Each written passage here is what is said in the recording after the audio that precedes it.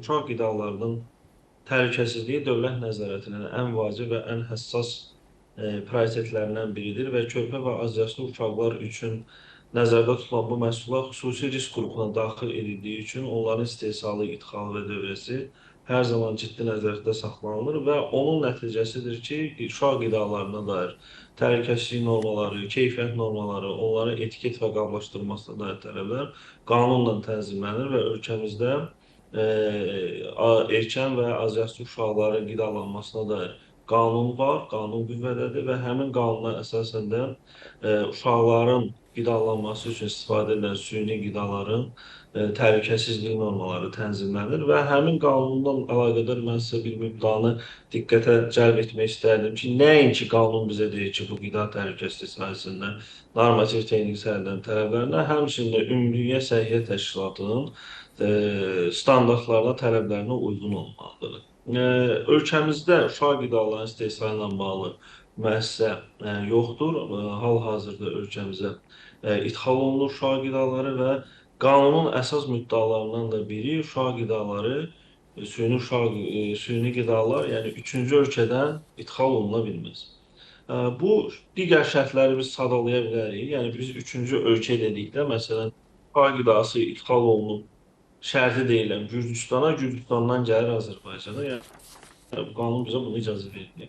Çünki həmin o qidalar Gürcüstanda belə deyək, Gürcüstanda yaşayan uşaqlar üçün nəzərdə tutulur, amma Azərbaycanda yaşayan uşaqlar üçün normalar, tələblər fərqli olduğu üçün qanun bizə deyir ki, birbaşa istehsalçıdan ölkəyə ixal olunmalıdır. İxal dinamikasına da baxdıqda təqribən 2025-ci ildə ölkəmizə 2300 tondan çox uşaq qidası ixal olunub ki, onlara da agentlik tərəfindən müvafiq nəzarət tədbirləri həyata keçirilir və ölkələr sırasında biz diqqət yetirdikdə burada əsasən Avropa İttifaqı ölkələri, xüsusilə sizin qeyd etdiyiniz kimi Avropada istehsal olunan, xüsusilə mən burada ən çox bizə ixal olunub Niderlanddan, Almaniyadan, İsveçrədən, Avstriyadan bu kimi ölkələrdə ixal olunub. Təkcə Niderlanddan bizə 700 tondan çox uşaq qidası ixal olunub və uşaq qidaları ölkəyə ixal olunarkən məhsullar sadaladığım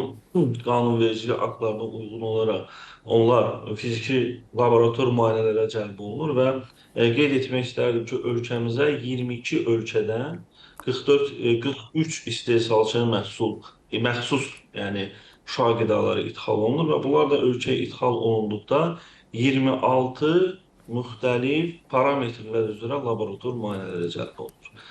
Yəni bu parametrlər hansılardır? Mən xüsusilə qeyd etmək istərdim. Bacillus cereus, Listeria, Salmonella kimi xüsusi təhlükəli parametrlər üzrə laboratoriya cəlb edilir. Nəinki bu bakteriyalar üzrə, onların tərkibində olan vitamin komplekslərinin miqdarı, mineralların təyini, aflatoksin, hətta biz konservantların təyinini belə uşaq qidalarında həyata keçiririk. Həmçinin də ağır metalları və təqribən sadaladığım parametrlər üzrə təkcə 2025-ci ildə 1000-ə yaxın laborator müayinələri aparılmışdır. Və Elçin müəllim, mən xüsusilə bir məqamda qeyd etmək istəyirəm Buyurun ki, yəni bu qidaları ölkələrə ixal olunanda sadaladığım parametrlərlə yanaşı onların tərkibində genetik modifikasiya olunmuş orqanizmlərdən alınmış, əldə edilmiş məhsullardan istifadə olunub olunmaması da yoxlanılır. Təqribən biz keçən il təqribən 150 bu cür müayinə aparmışıq. Əfsuslar olsun ki, belə bir halla da rastlaşmışdıq. Bu İspaniyanın bir uşaq istehsalçısı qida müəssisəsi idi və həmin şirkətin məhsulları təqribən 124 kiloqram məhsul tərəfimizdən məhv edilmişdi və həmin istehsalçıdan ölkəmizə məhsul ixalının qarşısı alınan ümumiyyətlə qadağa tətbiq edilmişdir. Ümumilikdə biz qeyd etsək, sadalanan məsələlərlə əlaqədar ölkəmizdə normativ tənzimləmə işləri də həyata keçirilir və Qida Təhlükəsizliyi Agentliyi tərəfindən dekabr ayında bir normativ texniki hüquqi akt qəbul edilmişdi kollegiya tərəfindən 4 dekabr tarixində. Bu körpə və erkən yaşlı uşaqlar üçün nəzərdə tutulmuş qida formullarına dair sanitariya norma və qaydalarıdır ki, artıq bu sənəd Avropa İttifaqı, Avropa Birliyinin normativ sənədləri və Kodeks Alimentarius standartları əsasında hazırlanmış bir sənəddir. Və bu sənəd də inşallah kollegiyanın 4 Azərbaycan Qida Təhlükəsizliyi Agentliyinin kollegiyasının 4 dekabr 2025-ci il tarixli qərarı ilə qüvvəyə minmiş və inşallah mart ayının 4-ündən artıq ölkəmizdə həmin sənəd də qüvvəyə minəcəkdir. Əkbər müəllim, Artıq üzr həmin istəyirəm. sənəd O sənəddə belə fərqli nə var? Bax, siz xüsusilə qeyd elədiniz.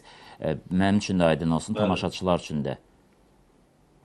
O sənəddə xüsusi qida formullarının təhlükəsizliyinə dair tələblər öz əksini tapmışdır və körpə və erkən yaşlı uşaqlar üçün nəzərdə tutulmuş qida formullarının tərkibinə daxil edilən maddələrin siyahısı öz əksini tapmışdır.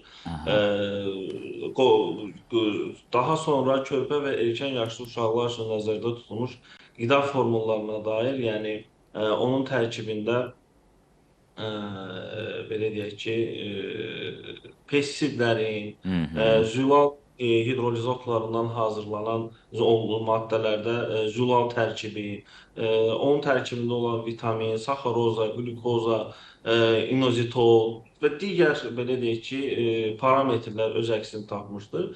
Belə ki, bu normativ sənəd ölkəmizdə bu günə qədər olmadığından ölkəmizin həm ixal şərtləri, həm istehsal şərtləri müəyyən edilməmişdir və bu sənədin artıq qüvvəyə minməsi ilə uşaqlar üçün nəzərdə tutulmuş qidalarda nəinki belə deyək ki, qida formulları, eyni zamanda uşaqlar üçün nəzərdə tutulmuş əlavə qidalar da şamil edilir. Mən əlavə qidalar dedikdə bu sıyıqlar, meyvə püreləri, meyvə tərəvəzlərdən hazırlanmış belə deyək ki, şirələr, pürelər bu kimi qidalar da nəzərdə tutulur və onların belə deyək ki, bütün təhlükəsizlik göstəriciləri, onların etiket tələbləri və onların mineral tərkibləri, tərkibində hansı maddələr nə qədər miqdarda olmalıdır, bütün bu məsələləri özündə ehtiva edən bir sənəddir. Və inşallah ki, bu sənəd də 4 mart tarixindən qüvvəyə minəcəkdir və bu sahədə daha da ciddi bir tənzimlənmə həyata keçiriləcəkdir. Və qeyd edeyim ki, Qida Təhlükəsizliyi Agentliyi tərəfindən nə mütəmadi olaraq yerli bazarlarda da monitorinqlər, siz qeyd etdiniz Elçin müəllim, monitorinqlər aparılır. Bəli. İstehlakçılardan da bizə müraciətlər daxil olur. Odur ki, sizin efir vasitəsilə də səslənmək istəyirəm bizim izləyicilərimizə ki, əgər hər hansı bir negativ hallarla rastlaşarlarsa, xahiş olunur ki, dərhal bizə məlumat versinlər ki, biz çevik hərəkət edək. Sizin qeyd etdiyiniz kimi biz nəinki yerli bazarda, həmçinin dünya mediasında, həmçinin qonşu dövlətlərdə baş verən qida zəhərlənmələri, geri çağırmalar və Avropa İttifaqının bir izləmə sistemi var, RAS sistemi.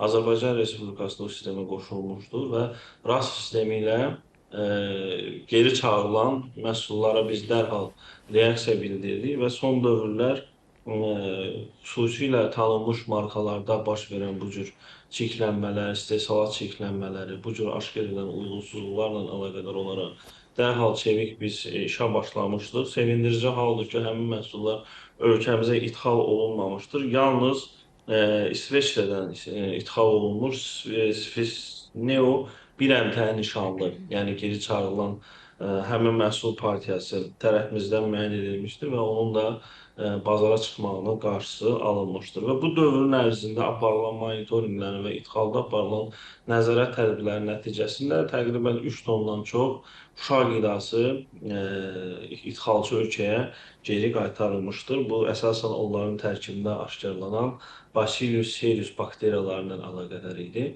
Qeyd etdiyim kimi, nəzarət tədbirləri daim uşaq qidaları üzərində həssasdır, digər məhsullara münasibətdə və onunla razıyam. Bax, bu məqamla razıyam, çünki ədalətli olmaq lazımdır bəzi şeylərdə. Bəzi şeylərdə ümumiyyətlə çalışıb ədalətli olmaq lazımdır, düzdür, həmişə alınmır. Amma sizin bax bu uşaq qidalarında həssaslığınızı mən də, yəni aktanın həssaslığını həmişə mətbuatda da izləmişəm. Bir əminlik istəyirəm, eşidəm sizdən. Yəni ölkəmizdə mövcud olan yoxlamalar, laborator yoxlamalar, istər fiziki, istər kimyəvi, istər bioloji və s. tam, yəni imkan verir biz məhsulun təhlükəsizliyi haqqında məlumatımız olsun. Doğrudurmu? Yəni elə bir məqam yoxdur ki, biz onu bilə bilməyək.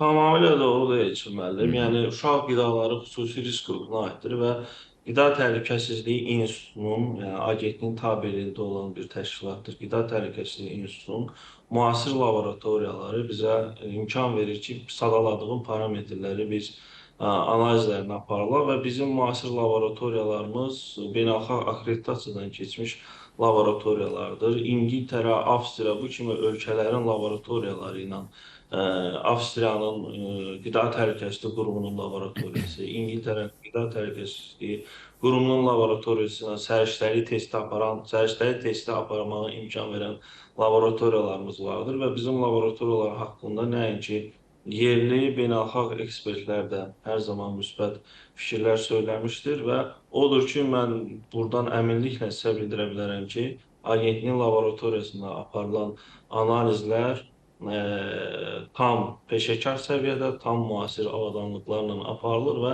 sizə də sadaladım mən. Yəni biz hansı növ analizlər aparırıq, hətta şifa qidalarında biz gemo analizlərini aparırıq.